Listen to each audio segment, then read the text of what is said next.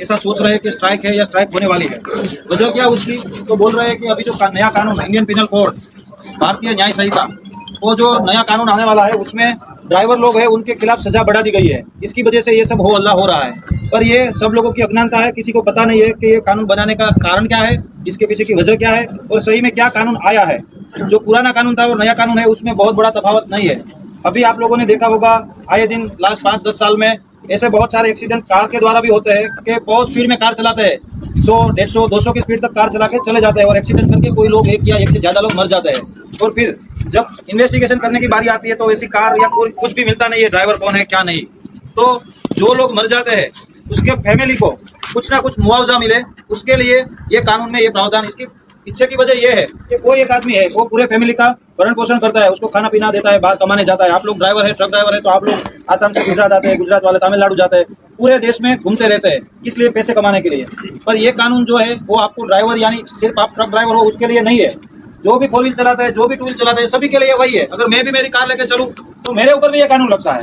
और ये तब लगता है, इसमें 2 है, जो कलम है उसमें 2 प्रावधान है। एक वैसा है कि अगर आपसे एक्सीडेंट हुआ है और कोई आदमी मर जाता है तो उसकी 5 साल की सजा है। दूसरा प्रावधान ये है कि अगर आपसे कोई एक्सीडेंट हुआ है और आप अपनी गाड़ी लेके भाग जाते हैं, आप खुद भी भाग जाते हैं और किसी को पता नहीं करते हैं, तो दूसरा प्रावधान है वो है कि वो उसमें 10 साल की सजा।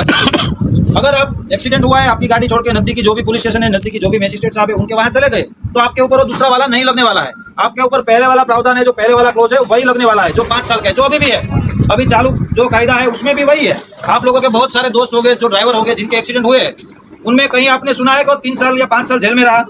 वो एक्सीडेंट होता है, पुलिस स्टेशन हाजिर होता है, जमानत होती है और छूट जाता है, फिर कोर्ट में केस चलता है। ठीक उसी तरह इसमें भी वैसा है कि आप लोग का एक्सीडेंट किसी से होगा, एक्सीडेंट हुआ, किसी की मृत्यु हुई, आप पुलिस स्टेशन चले गए तो आपके ऊपर वो क्लोज ही नहीं लगेगा 10 साल वाला, बात खत्म हो गई। अगर आपको डर लगता है कि चलो लोग इकट्ठा हो गए और आपको मारेंगे एक्सीडेंट की वजह से, तो वो आपका राइट है कि आप वहां से भाग जाओ, पर आप भाग के अपने राज्य में कहीं दूसरी जगह पे ना चले जाओ। आपके ट्रांसपोर्टर है, आपका जो भी सुपरवाइजर है, उनके पास जाओ, उनके साथ जाके पुलिस स्टेशन चले जाओ, बात खत्म हो गई। आपका केस भी वहीं निपट जाएगा और कोई पब्लिक वगैरह किसी का डर भी नहीं रहेगा। इसमें अगर कार नहीं मिलते है, ट्रक नहीं मिलता है, तो जो भी आदमी है कमाने वाला जिसकी मृत्यु होती है, उसका पूरा परिवार है वो बिल्कुल पीछे धकेला जाता है। फिर उसको फिजिकल हाजिरी जो अपने आदमी है उसकी नहीं मिलती है, ना ही उसका मेंटल सपोर्ट मिलता है क्योंकि आदमी तो चला गया। और मेन चीज बच्चों की परवरिश, जिसमें उसका एजुकेशन और स्टडी हो वो रुक जाता है, लोगों का खाना पीना रुक जाता है।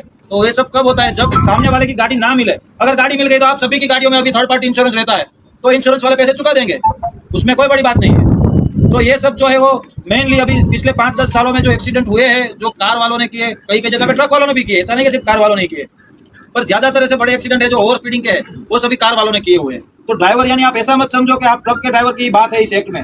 सभी ड्राइवर हो, 2 व्हीलर का हो, 4 व्हीलर का हो या किसी का भी ड्राइवर हो, वो सबकी बात है इसमें। सबके लिए, कितना बड़ा आदमी हो, कितना छोटा आदमी हो, सबके ऊपर यही एक्ट लगेगा।